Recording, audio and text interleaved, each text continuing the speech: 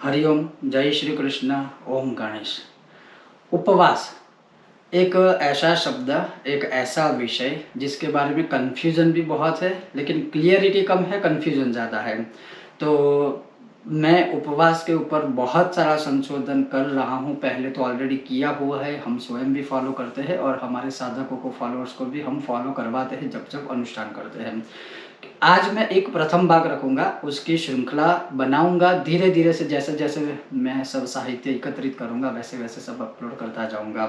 तो आज मैं संक्षिप्त विषय में कहूंगा आपको, जो व्रतोद्यापन में लिखा है, जो प्राचीन व्रतराज में लिखा है, जो पुराणों में लिखा है, जो वेदों में भी लिखा है, तो उसी हिसाब से आपको मैं कहूंगा कि सही उपवास क्या है।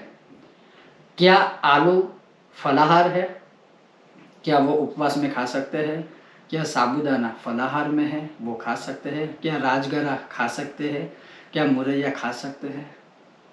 ये जो मन में डाउट है वो मैं आज इस वीडियो में आपका संदेह दूर करने की कोशिश करूंगा। और अगर आपको पसंद आए वीडियो तो सबके साथ साझा कीजिएगा। अन्यथा आपका मन है, आपको क्या फॉलो करना, कैसे फॉलो करना, नहीं करना है, वो आपके ऊपर है। मैं आपके सामने आज कुछ सत्य प्रकट करूंगा। वीडियो शुरू करूं उससे पहले आप सभी से निवेदन है कि अगर आप हमारे चैनल पर नए हो तो सब्सक्राइब अवश्य कीजिएगा। तो प्राचीन व्रतराज में लिखा है अथोपवास धर्माः, अर्थात उपवास का धर्म क्या है, उपवास किसे कहते हैं।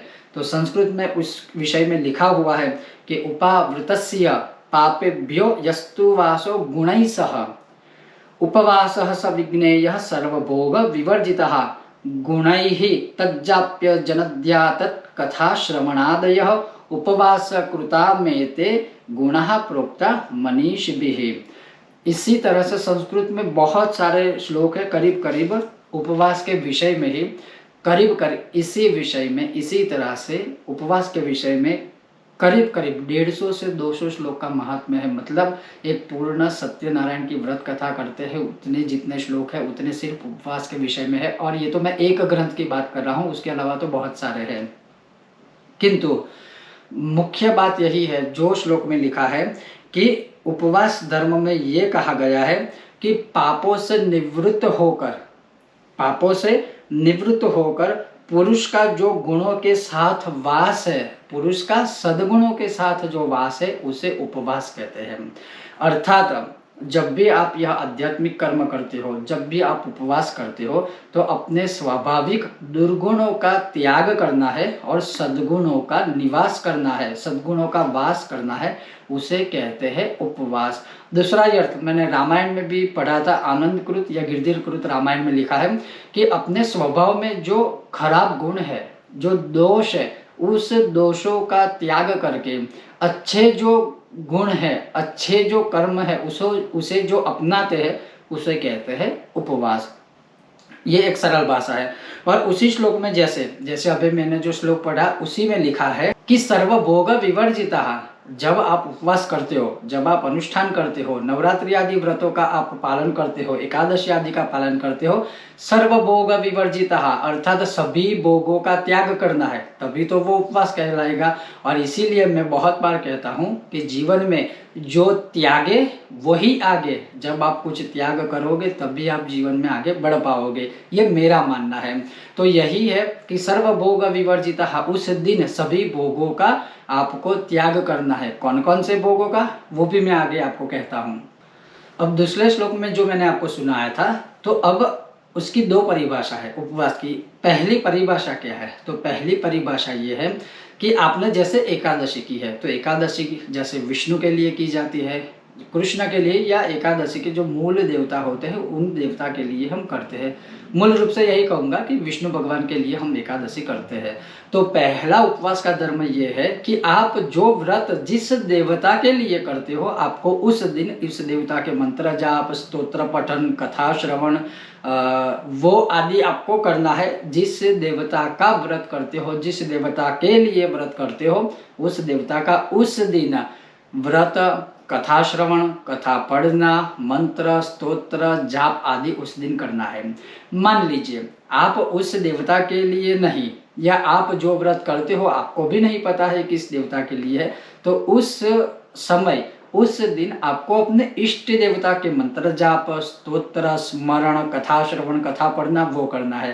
पहला, आप जिस देवता के लिए जो व्रत करते हो उसका कथा श्रवण करें, पूजा पाठ करें, स्मरण करें, भक्ति भाव करें, कथा श्रवण करें, कथा पढ़े। और दूसरा जो परिभाष है, दूसरी जो परिभाषा है, उस दिन आप अपने इष्ट देवता का स्मरण आदि करें, वो कहलाता है उपवास।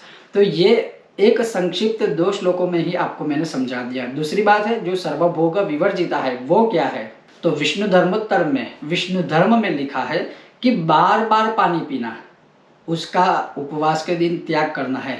शब्द ध्यान से सुनिएगा, बार बार पानी पीना। थोड़ी बार पानी पीना या जैसे घंटे में 1 बार पानी पीना, वो यहाँ पर नहीं कहते हैं।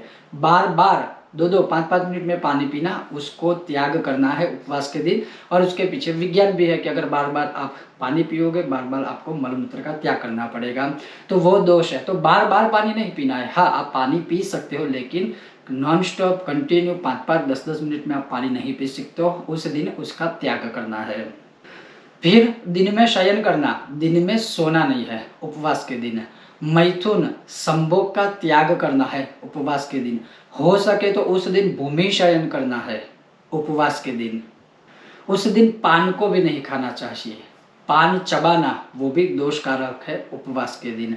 मांस का सेवन करना उपवास के दिन, हालांकि मैं तो ये कहूँगा कि बिना उपवास के भी आपको मांस नहीं खाना चाहिए, मदिरा नहीं पीनी चाहिए, लेकिन मैं उपवास के नियम की बात कर रहा हूँ। तो उस दिन मांस का खाना वो भी त्याग करना है, भोग विवर्जित करना है।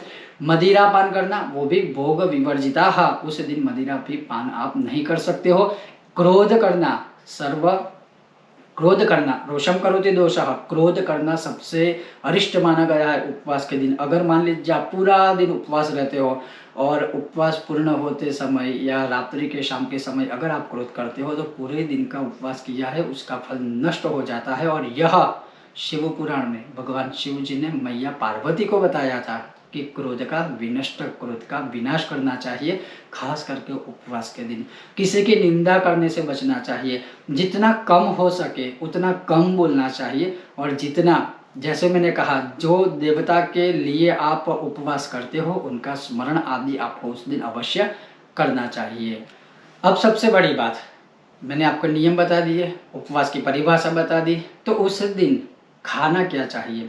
जैसे मैं आपको एकादशी का एक एग्जांपल देता हूँ कि मैंने खास बहुत बार देखा है कि बहुत लोग होते हैं जो चुस्त कट्टरता से एकादशी फॉलो करते हैं, और करनी ही चाहिए। न केवल एकादशी, हमारे हिंदू धर्म के हर एक व्रत त्योहारों को कट्टरता से फॉलो करने ही चाहिए, किसी को नुकसान ना हो इस तरह से। बहुत लोग एकादशी करते हैं, लेकिन मैंने ये भी देखा है कि एकादशी के दिन वो लोग मुरैया खाएंगे, राजगरा का शीरा बना के खाएंगे, आलू खाएंगे, आलू की चिप्स खाएंगे, बहुत अलग अलग प्रकार के वो व्यंजन बनाएंगे और खाएंगे। दिन में 100 बार खाएंगे, 200 लोगों को बोलेंगे कि हमने एकादशी की है। हालांकि एकादशी करके भगवान तो कहाँ से खुश होंगे, क्योंकि वो तो नई नई चीज़ें बनाकर खुद ही अपना पेट भरते हैं। अन्य दिन में या बाकी के दिन में, एकादशी के अलावा या उपवास के अलावा अन्य दिनों में वो शायद 2 बार खाएंगे, लेकिन जिस दिन एकादशी या उपवास करेंगे उस दिन 200 बार खाएंगे और 500 लोगों के बोलेंगे कि मेरा तो ये उपवास है, ये है, ये है। लेकिन ऐसा कौन से शास्त्र में लिखा है? हाँ, आप स्वस्थ नहीं हो तो जबरदस्ती उपवास करने का शास्त्र में लिखा ही नहीं है। आप मत कीजिए उपवास, केवल भगवान का स्मरण आदि कीजिए। लेकिन अगर आप उपवास करते हो, स्वस्थ हो, आप कर सकते हो, तो फिर अधिक खाना खाकर कौन सा उपवास किया जा सकता है? नहीं हो सकता है, कभी नहीं कर सकते ऐसे, और ना ही करना चाहिए। हम बोलते हैं फलाहार, हम स्पष्ट शब्द में बोलते हैं फलाहार, अर्थात होता है फलों का आहार। इति फलाहार मतलब जिस दिन आप उपवास करते हो, प्रॉपर अनुष्ठान आदि करते हो, तो केवल फल का आहार कर सकते हैं, केवल फल का आहार कर सकते हैं। आप ही बताइए, क्या साबूदाना, आलू, मुरैया, राजगरा, सिंगोड़े का आटा या सिंगारे का आटा या सिंगारा, क्या वो फलाहार में आता है? नहीं आता है। तो ये तो यही बात हो जाए कि नए नए व्यंजन बना के हम अपने आप को, अपने ही पेट को खुश करते हैं। भगवान कहाँ से खुश हो गए? आप स्वयं सोचिएगा, मेरा तो ये जो शास्त्रों में लिखा है वो आपको कहना है, बाकी तो आपकी मर्जी है आपको फॉलो करना ना करना। लेकिन वही चीज़ है, विज्ञान भी कहता है कि 11 दिनों में, 10 दिनों में, हफ्ते में एक बार अगर आप इस तरह से केवल फल का आहार अर्थात फलाहार करते हो तो हमारा शरीर पूरा शुद्ध हो जाता है। और ये सारी चीज़ें रिसर्च हुई है, ये सारी चीज़ें संशोधन हुई है। और विज्ञान की तो बात ठीक है, हमारे तो ऋषि मुनियों ने शास्त्रों में लिखा ही है। तो मेरे कहने का यही तात्पर्य है कि उपवास अगर आप करते हो तो प्रॉपर कीजिए, या तो फिर कीजिए ही मत। करके फिर पाप करना उससे उससे तो अच्छा है कि आपको नहीं करना चाहिए। और दूसरी बात जो मैंने कहा आपको कि फलाहार का मतलब होता है केवल फल का आहार। हाँ, आप ये कर सकते हो, अगर आपसे भूखा नहीं रहता, अगर आप भूखे नहीं रह सकते हो तो आप ये कर सकते हो कि एक टाइम फलाहार करेंगे अर्थात केवल फल का आहार करेंगे, और एक समय हम अन्न का आहार करेंगे। तो मतलब आपका शरीर भी स्वस्थ होगा, आपका जो मन है वो भी व्यंजनों में नहीं रहेगा, और जो सारी चीज़ें मैंने आपको बताई वो बार बार आप खाओगे नहीं। तो यही चीज़ है, या तो आप पूर्ण रूप से प्रॉपर उपवास कीजिए, या तो पूर्ण रूप से अगर आप स्वस्थ नहीं हो तो मत कीजिए, केवल भगवान का स्मरण कीजिए। और मूल रूप से यही चीज़ है, उप मतलब नज़दीक और वास मतलब बैठना या रहना, बैठना या रहना। तो भगवान के नज़दीक बैठकर भगवान का स्मरण करना, यही होता है उपवास। तो उपवास की श्रृंखला में आज का यह प्रथम भाग था। आपको यह कैसा लगा, और इससे संबंधित अगर आपके और कोई प्रश्न है तो अवश्य कमेंट में आप मुझे बताइएगा, मैं कोशिश करूंगा आपको उत्तर देने की। तो हाँ, मुझे लगता है कि कई लोगों का एक प्रश्न होगा वीडियो पूर्ण करूँ उससे पहले कि क्या उस दिन हम चाय पी सकते हैं, क्या उस दिन हम कॉफ़ी पी सकते हैं, क्या उस दिन हम जूस आदि पी सकते हो। तो हाँ, फलों का जूस पीजिए, आप चाहो तो चाय पी सकते हो, कॉफ़ी पी सकते हो। हालांकि कैफीन का सेवन उस दिन नहीं करना चाहिए, लेकिन फिर भी यही कहूँगा कि आप फलों का जूस पीजिए, अच्छा रहेगा स्वास्थ्य के लिए। तो ये था उपवास के विषय में आज का एक पहला भाग। आपको यह विषय कैसा लगा अवश्य मुझे बताइएगा। अगर आपको यह विषय वीडियो पसंद आया हो तो बिना भूले वीडियो को लाइक कीजिएगा, ज़्यादा से ज़्यादा शेयर कीजिएगा, और हमारे चैनल पर नए हो सब्सक्राइब करना मत भूलिएगा। आप सबका बहुत बहुत धन्यवाद। जय श्री कृष्णा, ओम गणेश। सब स्वस्थ रहिए, मस्त रहिए, अपना अपने परिवार का ध्यान रखिए, और हाँ, प्रॉपर उपवास कीजिए। ओम गणेश, जय श्री कृष्ण।